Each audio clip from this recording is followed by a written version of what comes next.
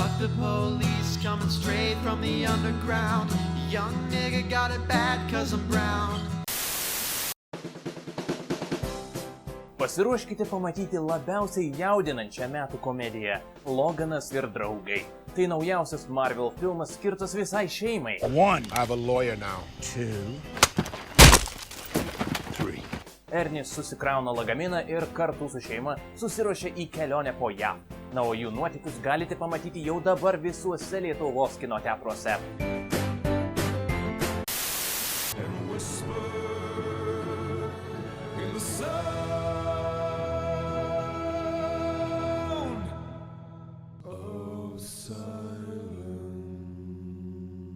Na štai ir pasibaigė, galima sakyti, era. Tai yra paskutinis filmas, kuriame aktorius Hugh Jackmanas atliko Logano vaidmenį ir ši istorija yra puikus atsisveikinimas su gerbėjais.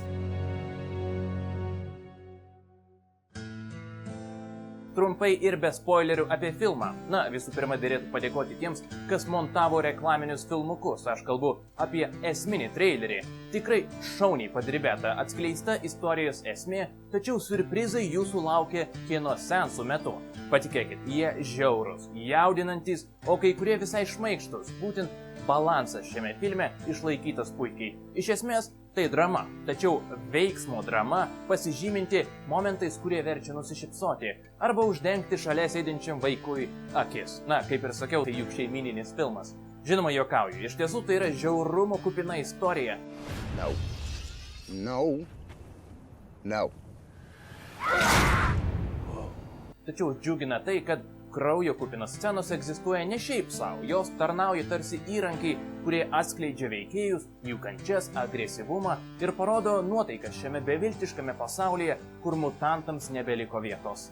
Filmas priverčia susimastyti. Tikriausiai būtent tokia limtis ištiktų X-menų, jeigu jie egzistuotų realiame pasaulyje.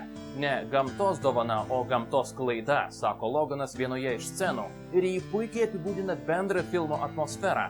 Tai brutalus filmas, kuriame sakoma ir rodoma be gailesčio. Tačiau tai visų pirma istorija apie žmonių santykius, pagrindinę žmonių vertybės ir atpirkimą. Skirtumas tik tas, kad pasakojama fantastinių veikėjų lūpomis. Tik neišsigaskit, visi tie, kas tikisi išvysti kruviną veiksmo filmą. Šis aspektas taip pat puikiai realizuotas. Veiksmo daug ir jis ne tik žiaurus, bet ir šauniai struktūruotas, o todėl džiugina choreografija, kaskadininkų triukai ir bendra režisieriaus Jameso Mangoldo vizija. Aktoriai nuostabūs. Hugh Jackmanas šiame filme atvaizduoja šitą daugiau nei tiesiog žvėrį, kuris sunkiai kvėpuoja.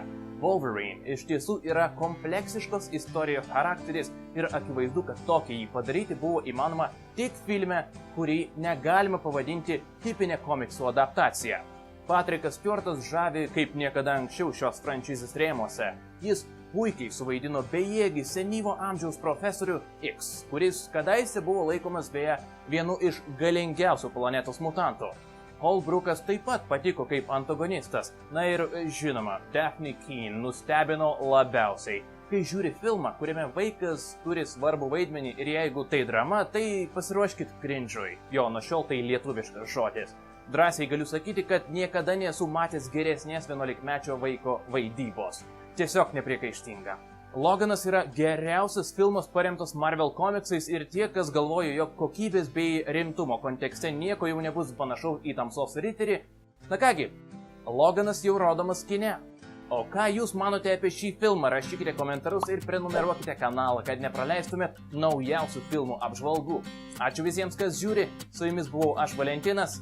Iki greito. There'll be a golden ladder reaching there when the man comes around.